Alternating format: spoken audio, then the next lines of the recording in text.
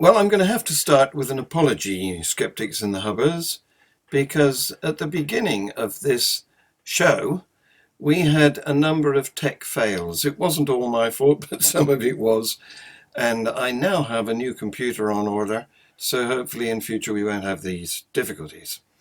But this is a pasted in introduction to Michelle Furtado. She is a gem of a campaigner who works in the field of sustainability. That's her profession, and she has a big impact in my locality. Here she is with her PowerPoint.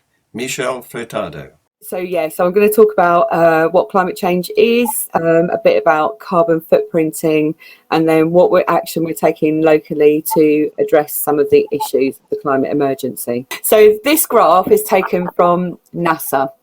And basically year zero, which is on the lower right side, is kind of 1950. And then the data, the line, which shows carbon dioxide in the atmosphere, goes back for the last 800,000 years. And that's based on ice core data. So they can measure exactly how much carbon dioxide was trapped in air bubbles in the ice. And they can go back in that period of time. 1950 is when they started measuring atmospheric carbon dioxide directly, and the 1950 is when they really started to see in the science what they had known earlier, but they actually had the science to back it up, was about how burning of fossil fuels is increasing the heat within our atmosphere. So that's where the global warming comes in. So that 1950 level looks at that, and you can see basically how there's been this huge spike in atmospheric carbon dioxide. So we're up to around 415 parts per million now. And so that's where our kind of current levels are today. So in my lifetime, we've burnt more fossil fuels than the entirety of human history before us. And in 1979, they were already at global level looking at the problems of global warming and carbon dioxide and fossil fuel use. But they haven't done anything about it in my lifetime. This has been like 42 years. Nothing has been done, even though they know the science, and they've allowed us to get into this really quite emergency state that we find ourselves in today. So that's kind of what the problem is, and that's where we're at the moment. Okay? Thank you. Good.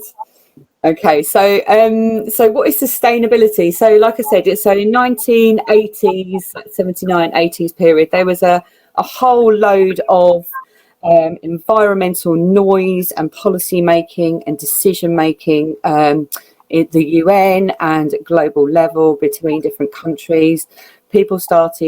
There was more concerns about, we had the ozone layer, the hole in the ozone layer, which was a really visible and visual issue that humanity could see had been caused by humanity itself. CFCs did not exist in nature. So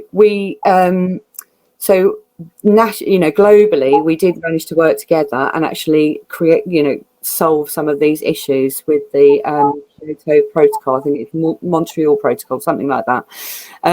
So anyhow, within all of this work, the Brundtland Report put out this internationally recognised definition of sustainability, which is about meeting the needs of the present generation without compromising the ability of future generations to meet their needs.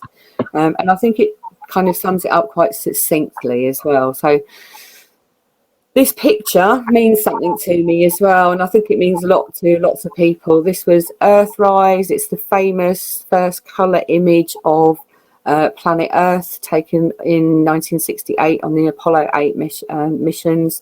Before my time, but this picture blew people's minds back on Earth. We'd never seen our planet in its state as it floats in space in quite this way before. And so there was definitely a big movement around environmentalism across the 80s and in this time, but it hasn't actually been changed into action relating to climate change and carbon dioxide levels specifically. So we've just, 2-3 years ago now, we had the Paris Agreement, and everyone got very excited about it. But the commitments that we have within the Paris Agreement are currently going to keep our planet warm at a level of 3 degrees centigrade, whereas scientists believe that we need to remain within 1.5 degrees centigrade to maintain the majority of the vital systems that hold life, basically, and don't really steer off into very dangerous territory where we create tipping points or feedback loops in our environment, basically. So that's kind of where we're at the moment. Let's have a look. So this slide, this is about sustainability and how I think about sustainability. So the diagram that you see on the left-hand side, hopefully, has got the 3 circles, the 3 kind of tenets of sustainability: the social, environmental, and the economic tenets. And they all fit over each other nicely. And within the middle, there is this beautiful sweet spot where all sustainability consultants want their work to achieve. But it doesn't reflect real life. And what it's reflecting is basically trade-offs between lots of different categories. And most of the time, the social and the environmental trade-offs lose out to the economic. So we need to move away from that model because it's not working. We need to remember our place within the grand scheme of things, which is why I much prefer the model on the right-hand side of the screen. So the environment is the large circle. That is our planet. We exist on that planet with using just the resources that we have here already. All water that exists on the planet has been here since our planet was formed, and we're not going to receive any more. So these are our resources, and the other resources that we currently get are the solar energy from our nearest star. So within our environment sits the society that we live. So all human life sits on there, and human life generates the economy and not the other way around. This is really important for, I think, our kind of sustainability narrative going forward. We've got lost in economic policy to the point that people say that it's easier for them to see the death of the planet rather than the death of capitalism, which is just crazy, because capitalism does not exist without human beings generating that wealth for people. So that's my thinking, and that's where I kind of see the models of sustainability. I'm going to just quickly talk about why we carbon footprint things and what's the point in doing that. So everything that we do has a environmental cost, and if we measure something, if we measure that cost as a carbon footprint, then we can make all things measurable against each other. So I can make a cup of tea, for example, and if I'm looking at the production, so it's split into production and consumption, as you can see on the slide. So if I'm making a cup of tea and I'm looking at the production cost for that cup of tea, that is all the emissions that I undertake in this country to make that cup of tea. So that will be me going to the shop to buy the tea bags, me coming home, putting the kettle on the water,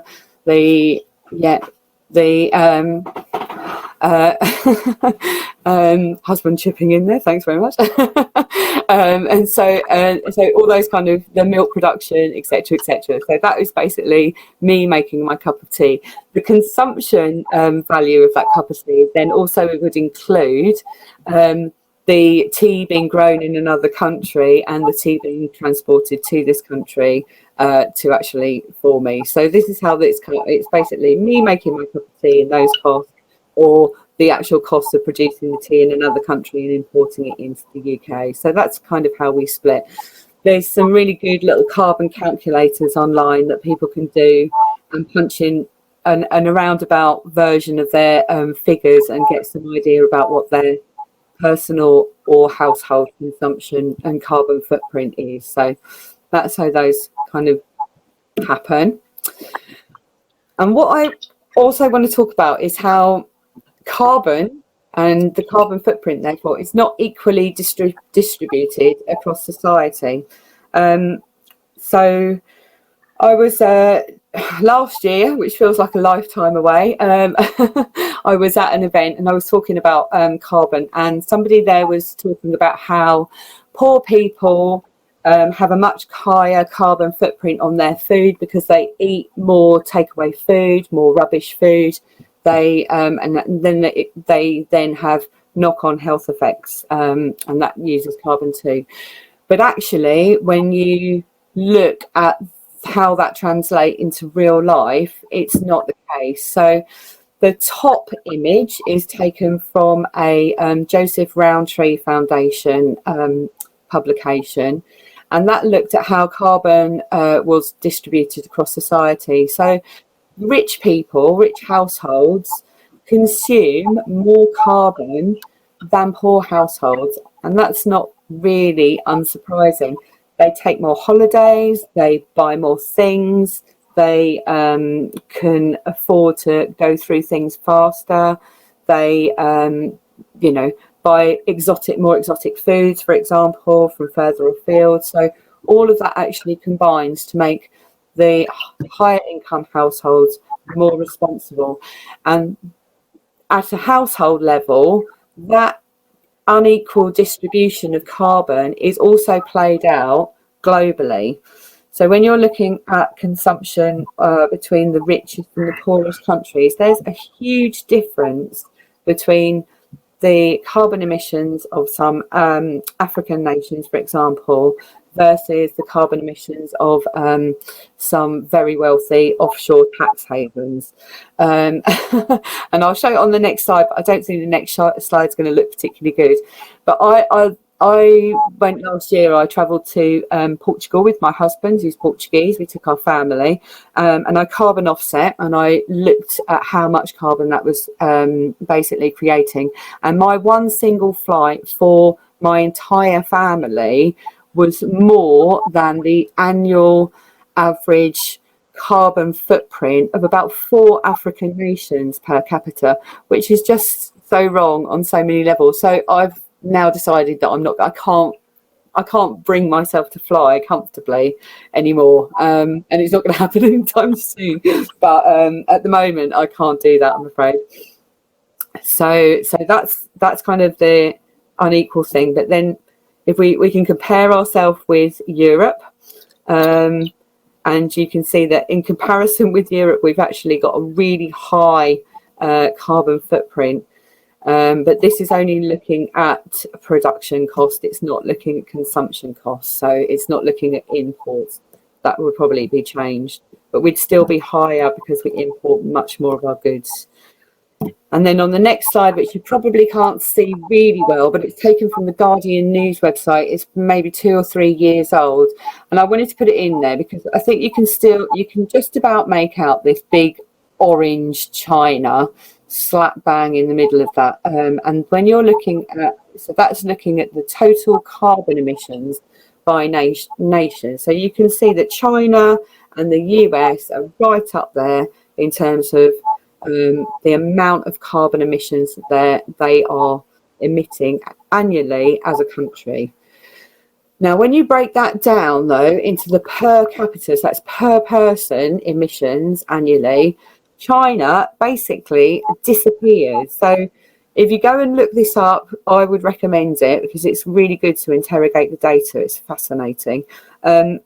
You can basically see this massive China blob, and it goes right down to just on the right hand side, far smaller. So what we're looking at though is how, again, it shows how richer, more wealthy, more consumption-led countries have far higher carbon emissions. So again, there's another argument again around climate change, which is about population growth and how the the rapid population of developing countries, for example, or China, is hugely impacting on the global carbon emissions. But when we're looking at the data, when you're looking at this, actually the rapid population growth in developing nations is nothing in comparison with existing consumption carbon emissions that we are creating within pretty much the global West. So the population thing is an aside, but there's again lots of different interesting arguments there to be had around that, but it's not a thing in itself in terms of climate change. Where are we going now? Let's have a look. Okay, so I'm just going to have a sip of water. 1 second, I can't see you. So We can see you.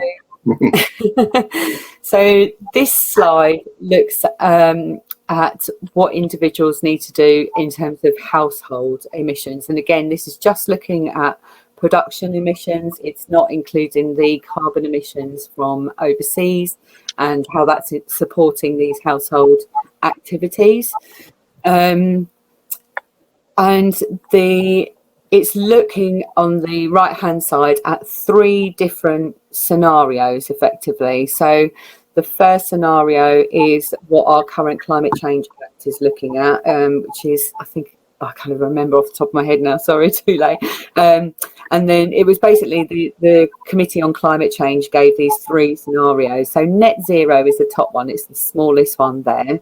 And it's basically, it's a ton of carbon dioxide just over, or the equivalent per year. But what we're looking at the moment, 2017, so we're looking at basically slashing our carbon emissions per household by about, to 1/9 of what they are now. I'm sure John will help me. Yeah, it's quite a significant amount. And when you actually look at it, it could be quite daunting to look at those figures like that because they just seem completely unrealistic.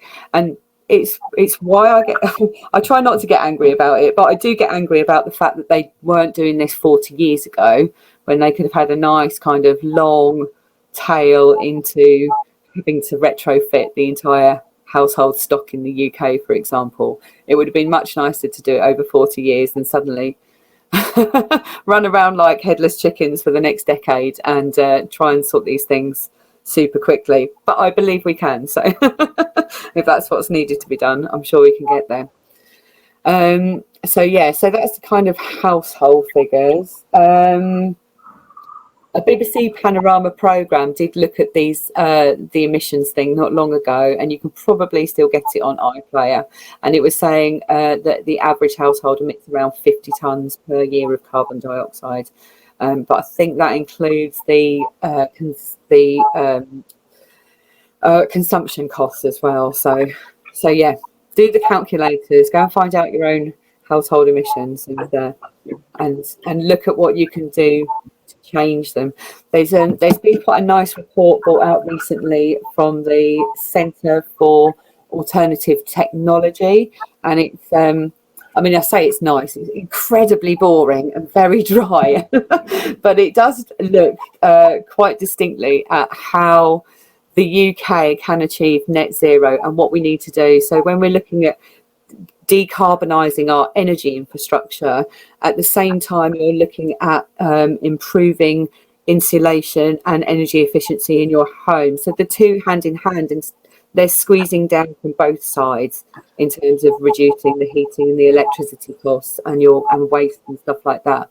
So actually it can feel daunting, but if you're taking various multi-pronged policy approaches to it, we could probably achieve it relatively easily, and with actually quite a nice, some really nice things that have the potential to come out of it, some good enjoyable lifestyle changes. So this is what I talk about with people all the time. This is what people can do for themselves. Learn and read about the subject. Try not to get too depressed.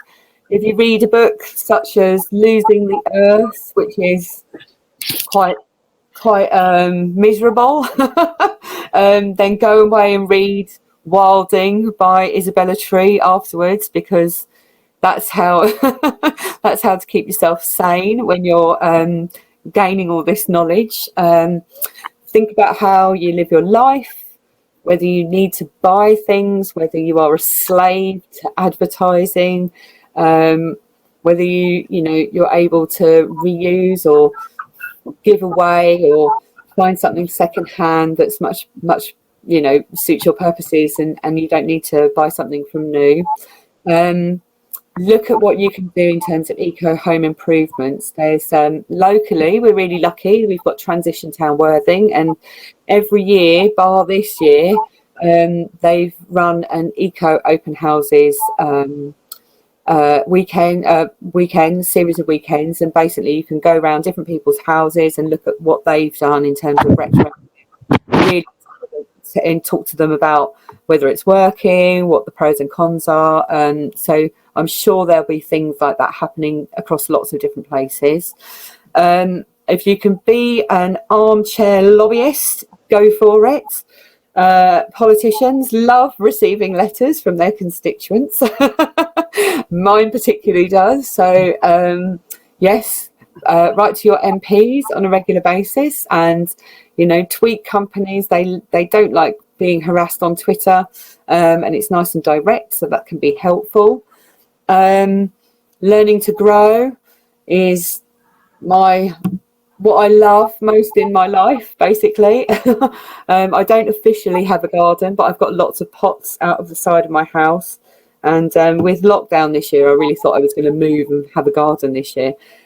And obviously lockdown has kiboshed everything. So I bought a mini greenhouse, and I just stand in front of it and I'm growing all these seeds, and it makes me happy. So definitely try and do that. Think about what you eat. Yeah, this is important. So agriculture, our diets, they've got a massive part to play in both human happiness and also the fight against climate change. How we manage our soils. Soils can actually hold far more carbon than we're actually allowing them to within our present agricultural practices. But if you can choose to eat more local and more seasonal, that's brilliant. And I think the pandemic to some point has thrown our food systems into quite sharp focus, and there's a real kind of thirst for more local and stronger food systems. So that hopefully is something that could be positive. Choose greener ways to travel. I think that's going to be potentially another positive. The government seems quite committed to making sure that walking and cycling become key to ensuring that we're able to maintain social distance. And it also is going to have other knock-on effects, that we're not going to have so much air pollution. I mean, we've seen the headlines over the last few weeks about how air pollution has plummeted. The skies can be seen, the Himalayas can be seen across India.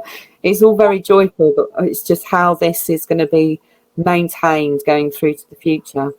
And then lastly, find other people in your area who are taking action, because that's just joyful as well.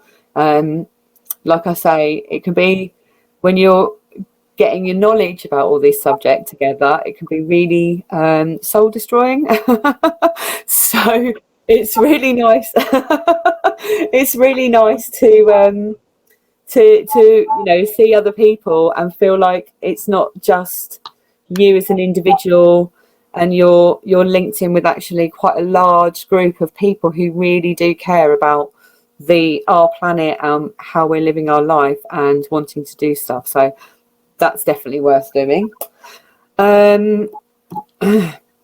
Right, so this next slide, this is about, I left this in there because I used to work in for large NHS trusts, and this is something that the Sustainable Development Unit for the NHS actually put out for them, and it shows the trajectory of what they need to achieve to hit this is just based on the Climate Change Act. So yeah, so this is kind of, 80% reduction against 1990 levels, basically.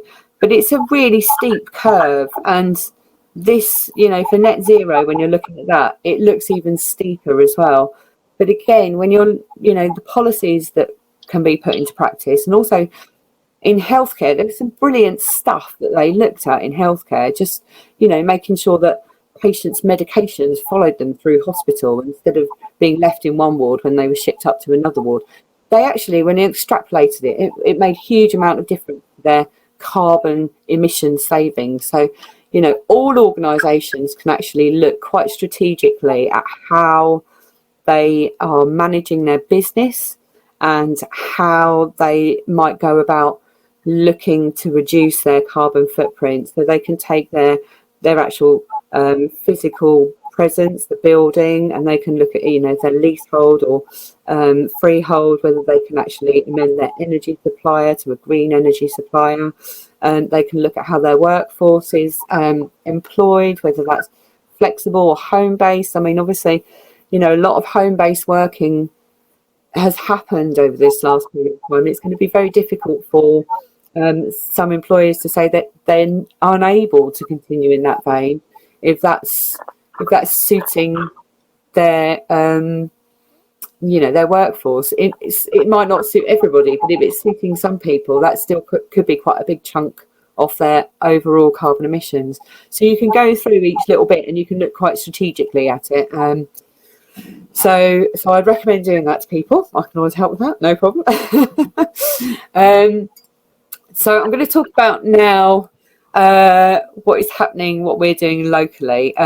So like I said at the beginning, I'm part of Worthing Climate Action Network. We've been going for about 4 years. We primarily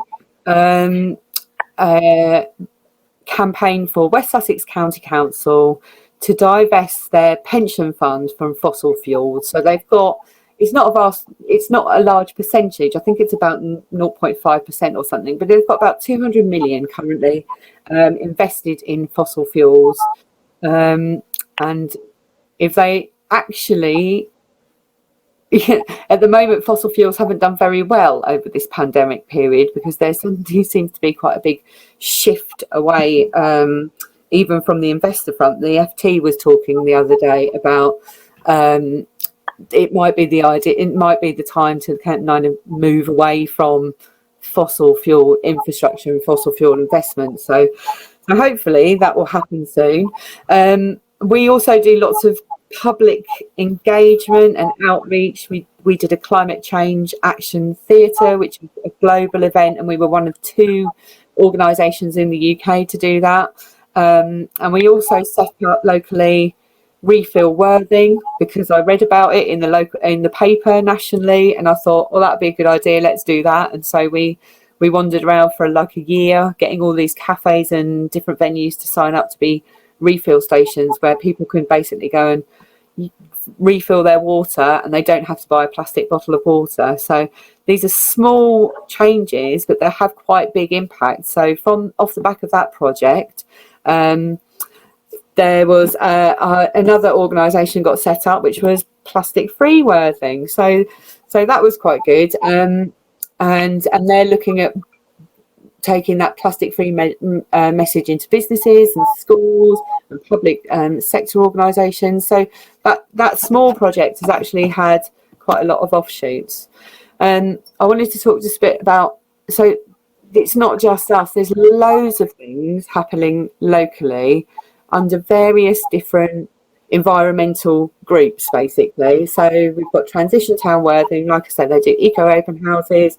They've got a brilliant repair cafe. They do various events around and about, and they're fantastic. We've got different organisations like Keep Lancing Lovely, who they do lots of planting and litter picks.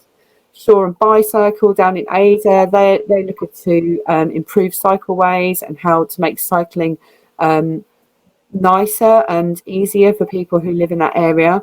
And then I'm chair of the Green Space, Green Tides, which is the Green Space Partnership. And there's loads of lovely friends groups who are looking after their parks. So there's stacks of stuff happening locally, and I can provide links to anybody who wants information about that. So what we did do, I'm just going to come to the last thing that we did recently. So just before lockdown, we managed to get in there a conference that myself, as part of Worthing Can and Pauline Corey from Transition Town, had partnered with the council, Adrian Worthing Council's sustainability manager, Francesca, to actually run a community-led climate conference. So we've been mooting this for a couple of years, but we were just too pushed at capacity as volunteers to actually take it on ourselves. But when Francesca came on board, we suddenly felt like we had somebody within the council who really wanted to get involved in this. And the council had just produced Sustainable AW, which you can see there, which is their sustainability framework for the next 3 years. They declared a climate emergency, and they also recognise that there's an ecological emergency going on, and the actions that they've implemented under this plan. So these are internal actions to get down to zero carbon by 2030 now, I think they've committed to. So they're really hot on this. So we partnered with them to do this conference, and just before lockdown, thank God it went ahead, because we've been planning it since August last year, like meeting every week for like 3 hours, meeting and doing stacks of voluntary stuff. And we had 300 people in the room, 125 organisations represented.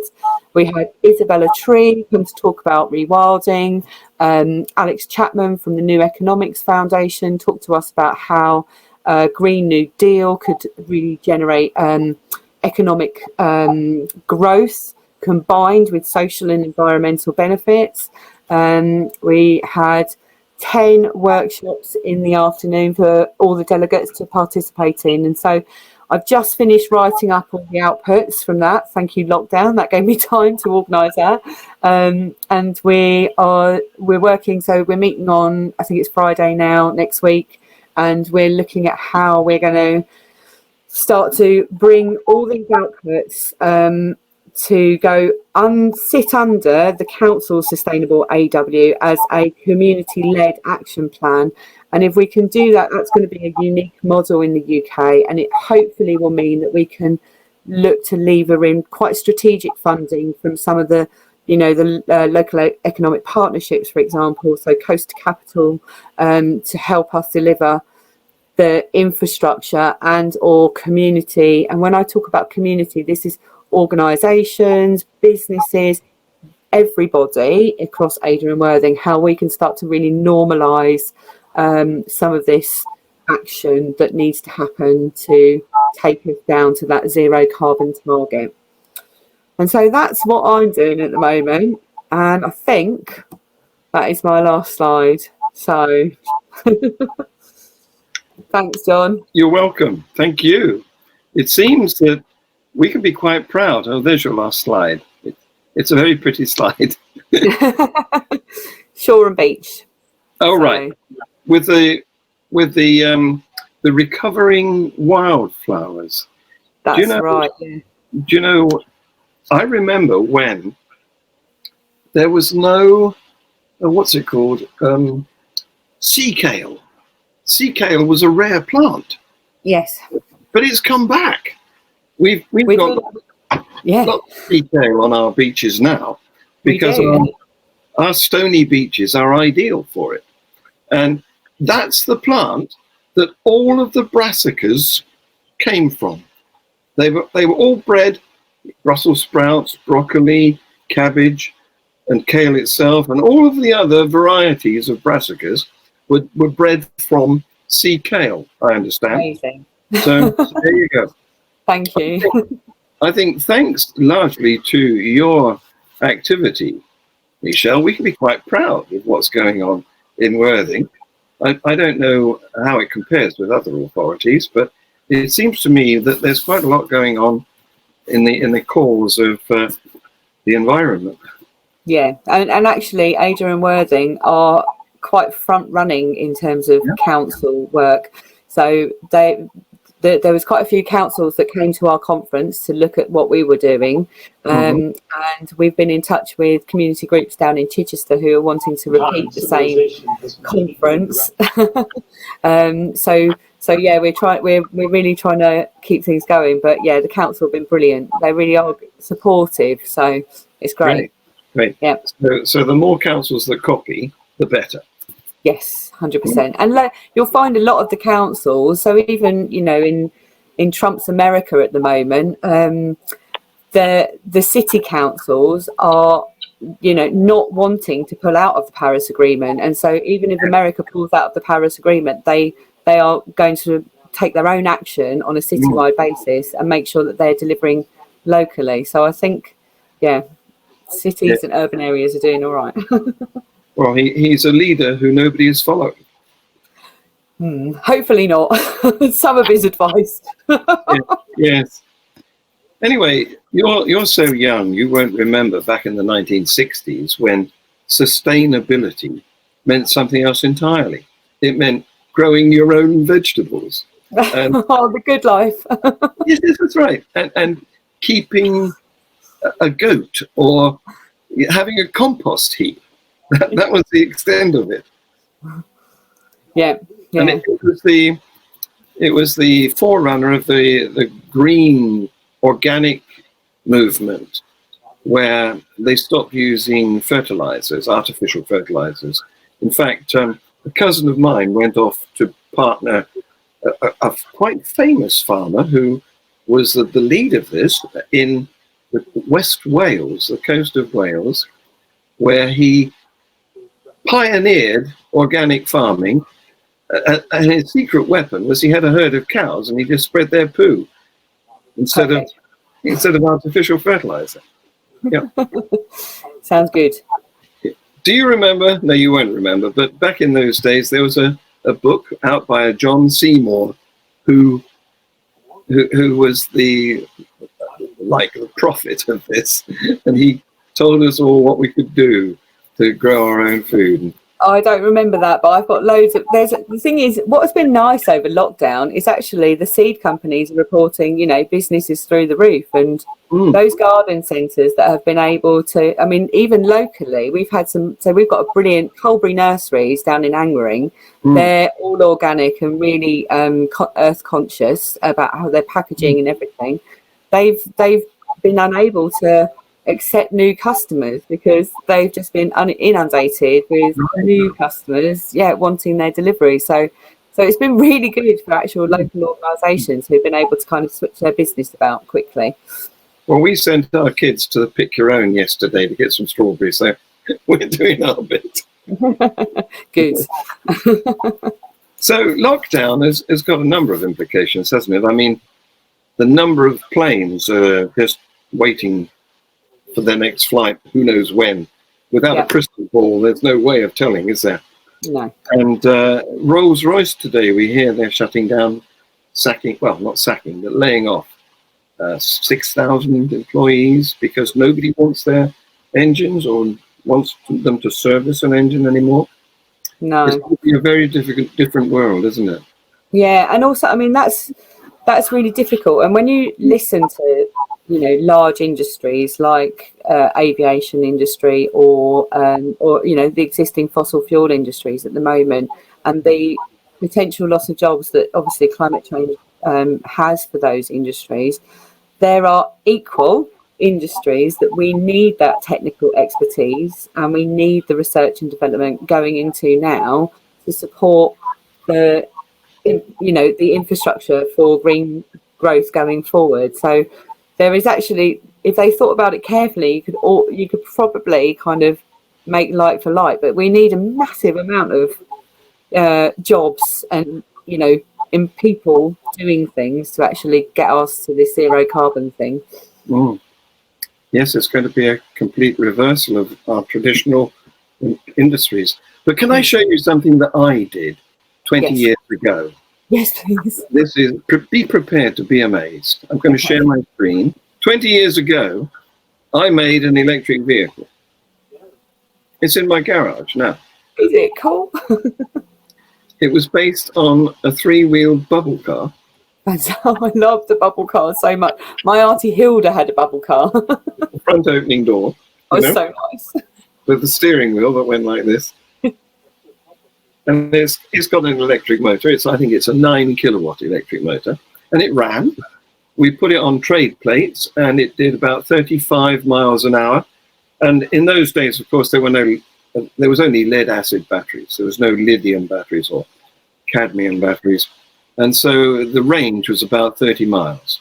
But that did, that would have taken me to and from work every day, and no problem at all. So yeah, I keep saying to my husband that I want to get a little electric tuk-tuk when I move if we get to Portugal, and I could take my little electric tuk-tuk, run on solar power around and about.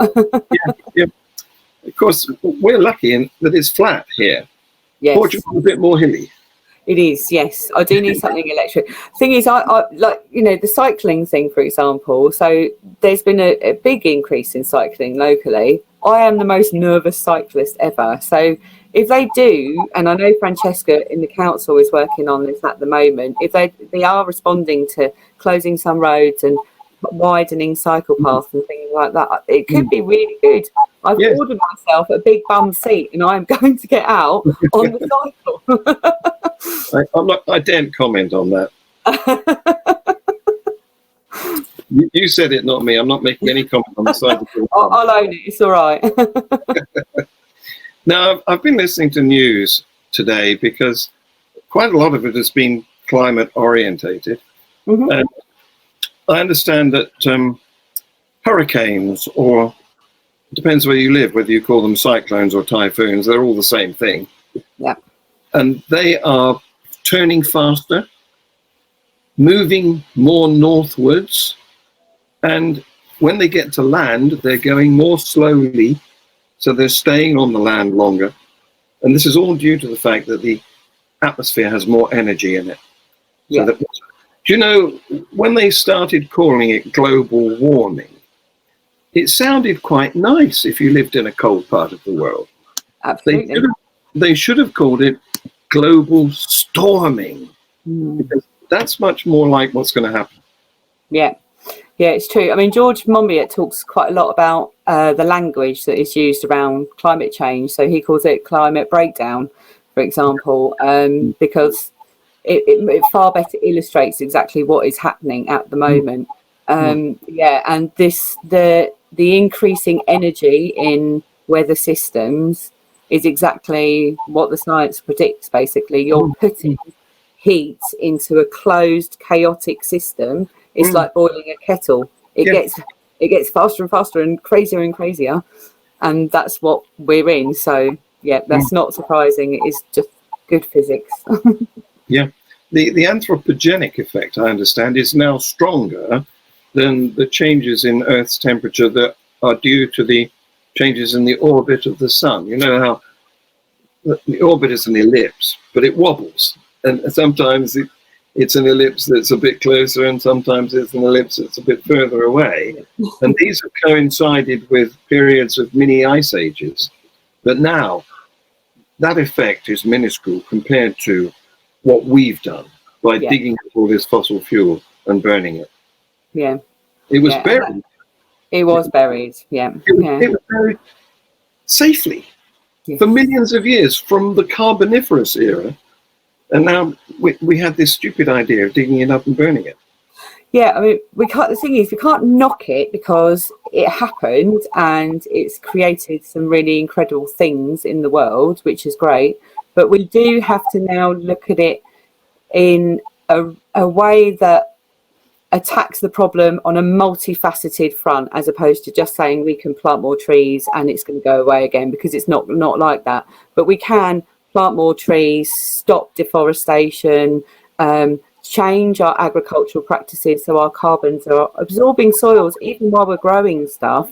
We've lost a lot of the fertility and the kind of microbiome from the soil, and actually that holds vast amounts of carbon in those kind of areas. And then if we, a lot of the kind of existential issues from climate change is saying, well, if we're trying to maintain energy levels for our lifestyle systems as they're set up. And actually, when you look at the global south, we're going to do them a disadvantage if we're just trying to solar panel everything ourselves, taking all their rare earth minerals and not actually creating a globe that's more equal in the process. So, you know, but I think I don't know whether, obviously it's not going to be everybody, but I think quite a lot of people within this pandemic have really had time to sort of, food is actually really important. You know, I really miss my family. That's important to me. So, you know, the important things have come right down to a much more human level, as opposed to, oh, wow, look at that plastic thing I never knew I needed on wish.com. Yes. So, yeah. So hopefully even this, it sounds awful. It's such a horrible tragedy for people. And yet, you know, I don't want to sit here as an environmental person going, yay, pandemic. But I do have to think about about the, you know, the positive implications that could come out of it, and what narratives we can harness now to make the action continuing. Yes, indeed. There's a silver lining to this horrible cloud. Yeah. Hopefully. Anyway, thank you very much. Thank you. Fascinating. Thanks. Nice to see you. Likewise. And I will, this will become a podcast, and we will see comments happen underneath. You might like to join in and talk to people in the comments. And I want to announce that next week we have Miscarriages of Justice with Josh Davis, who is a lecturer at the University of Greenwich. And you may remember him, some of us, who saw him visit Worthing when he talked to us about super recognizers. He's a great guest. You'll do come along to that. And the week after, we have Sex on the Brain with Sophie Scott, who's quite a famous neuroscientist come comedian. She'll be good too. So thank you very much, Michelle. Brilliant. Thank you. See you later. Take the rest of the day off. Bye-bye.